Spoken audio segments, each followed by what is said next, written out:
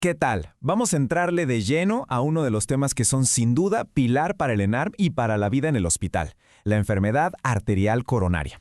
Sé que puede parecer un mundo de información, pero la idea aquí es desglosarlo, irnos a los conceptos clave para que no solo puedan diagnosticar y tratar, sino de verdad dominar esas preguntas del examen. Muy bien, este será nuestro plan de vuelo. Vamos a empezar por el mero origen del problema, la placa de ateroma. De ahí vamos a ver cómo se manifiesta, o sea, la clínica, luego cómo armamos el diagnóstico en una urgencia y al final cómo se manejan los dos escenarios más críticos, el infarto sin y con elevación del ST. Verán que todo tiene una lógica. Ok, empecemos por los cimientos. Antes de siquiera mencionar un infarto o una angina, tenemos que entender esto, la placa de ateroma. Absolutamente todo, desde el síntoma más leve hasta la emergencia más grave, nace aquí. Si entendemos cómo se forma y sobre todo cómo se comporta, créanme, el resto del tema se vuelve mucho más sencillo. Entonces, aquí va la pregunta del millón, la que de verdad importa. ¿Qué es lo que diferencia a un paciente que vive con una condición estable de alguien que de repente sufre un infarto? O sea, ¿qué pasa allá dentro en la arteria para que un dolor pase de ser algo predecible, que da con el ejercicio, a un evento súbito, en reposo y que puede ser mortal? Y la respuesta está justo aquí, en la arquitectura de la placa. Miren, a la izquierda tenemos una placa estable. Su cubierta, su cascarón fibroso es grueso, fuerte, mantiene todo bien contenido. Sí obstruye y por eso da síntomas con el esfuerzo, pero es predecible.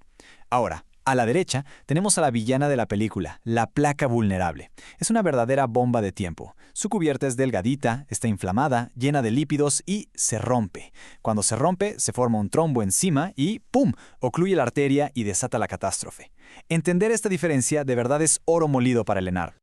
Bien, ya que tenemos clara la diferencia entre una placa estable y una vulnerable, vamos a traducir eso a la clínica, a lo que siente el paciente. Es esta patología de base la que nos da todo el abanico de presentaciones, desde una simple angina hasta una emergencia que pone en riesgo la vida.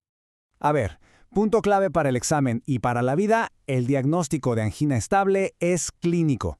Se hace con la historia clínica, escuchando al paciente. Para que un dolor se considere angina típica, tiene que cumplir 3 criterios. 1. Es un dolor opresivo, en el pecho. 2. Se desencadena con el esfuerzo o el estrés. Y 3. Se quita con el reposo o con nitratos. Si cumple los 3, es quípica. Si cumple 2, atípica. Y si solo cumple 1 o ninguno, es un dolor no anginoso. Así de fácil, pero dominarlo es fundamental. Aquí está la gran división, el concepto que hay que tener clarísimo. La angina estable es predecible, es un problema crónico de plomería, por así decirlo. Pero el síndrome coronario agudo, eso es otra historia. Es súbito, es impredecible, es una emergencia por un trombo que se acaba de formar por la ruptura de esa placa vulnerable. Saber diferenciar estos dos mundos es el primer paso, el más crítico, en la sala de urgencias. Muy bien. Ahora imaginemos la escena. Llega un paciente a urgencias con dolor de pecho de inicio súbito. La sospecha es alta, un síndrome coronario agudo. Aquí, el tiempo no es oro, el tiempo es músculo cardíaco. Cada segundo cuenta. ¿Cuáles son nuestras herramientas para actuar rápido y bien? El diagnóstico se sostiene sobre estos 3 pilares. Primero, la clínica. Escuchar al paciente, buscar esos datos de inestabilidad en el dolor. Segundo, y esto apréndanselo de memoria porque es pregunta de examen segura, un electrocardiograma en menos de 10 minutos. ¿Por qué la prisa? Porque el electro es el que nos va a decir de inmediato si estamos ante un infarto con o sin elevación del ST, y eso cambia radicalmente el manejo. Y tercero, los biomarcadores, las famosas troponinas, que son las que nos van a confirmar si ya hay muerte de tejido. Y aquí viene lo bueno del electro. No solo nos dice, hey, hay un infarto con elevación del ST, sino que es como un mapa. Nos dice exactamente qué pared del corazón está sufriendo y, por lo tanto, qué arteria es la culpable. Esta correlación entre las derivaciones y la anatomía coronario es un tema súper rentable para el examen. Saber que si vemos cambios en DI, D3 y ABF, estamos hablando de la cara inferior y probablemente de la coronaria derecha. Eso es clave. Ahora, si el electro no muestra elevación del ST, pero la clínica grita síndrome coronario agudo, la troponina es la que tiene la última palabra. Si sale negativa, es una angina inestable, pero si sale positiva, si se eleva, eso confirma que hubo muerte celular. Y eso, señores, es la definición de un infarto sin elevación del ST. Por eso se dice que es el estándar de oro para detectar necrosis.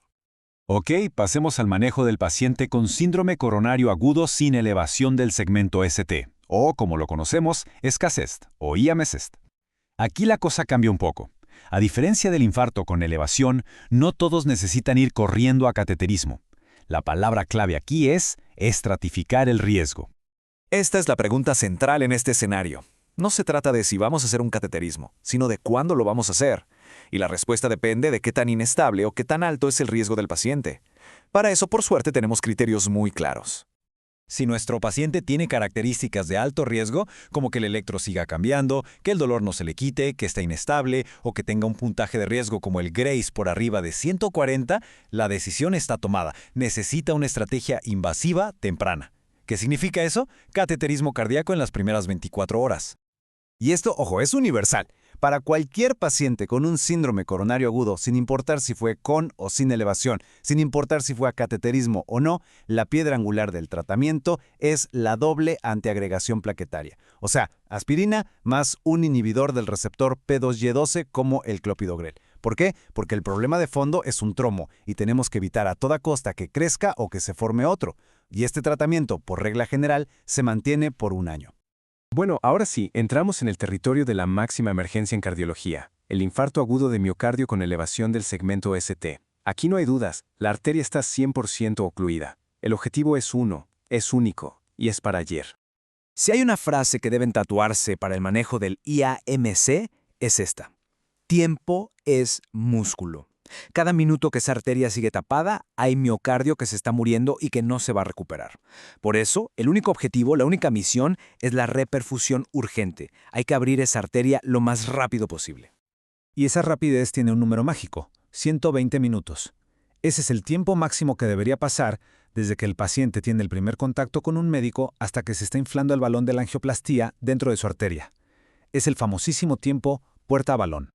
Teniendo en mente esa ventana de 120 minutos, la decisión se vuelve muy clara. La opción número 1, la preferida, es la angioplastía primaria. Llevar al paciente a la sala de hemodinamia y abrir mecánicamente la arteria. Pero, ¿qué pasa si no es posible lograr eso en menos de 120 minutos? Bueno, entonces recurrimos al plan B, la fibrinólisis, un medicamento que se administra por la vena y que busca disolver el coágulo. Pero mucho cuidado. Antes de siquiera pensar en administrar un fibrinolítico, es obligatorio, es imperativo revisar la lista de contraindicaciones absolutas. Esto es un checklist de seguridad crítico.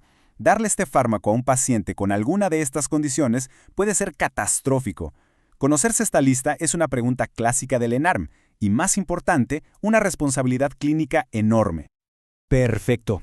Hemos viajado por todo el espectro de la enfermedad coronaria.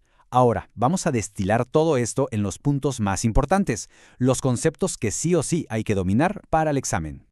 Hagamos un resumen súper rápido de los pilares. 1. El síndrome coronario agudo es por la ruptura de una placa vulnerable. 2. El electro en menos de 10 minutos es la brújula que nos dice qué camino tomar. 3. En un infarto con elevación, la meta es angioplastía en menos de 120 minutos. Y 4. Todo paciente que tuvo un evento agudo necesita doble antiagregación y estatinas. Estos son los conceptos que salvan vidas y que, por supuesto, aseguran puntos valiosos en el examen. Y para cerrar, les dejo esta pregunta que ya es pensar en el siguiente nivel, en el manejo a largo plazo. Una vez que pasó la urgencia, ¿cómo decidimos si a ese paciente con enfermedad en varias arterias le va mejor con más angioplastías o con una cirugía de bypass? ¿Cómo factores como la diabetes o una mala función del corazón inclinan la balanza? Dominar esto ya es pensar en el manejo integral del paciente. Muchas gracias por acompañarnos en este repaso.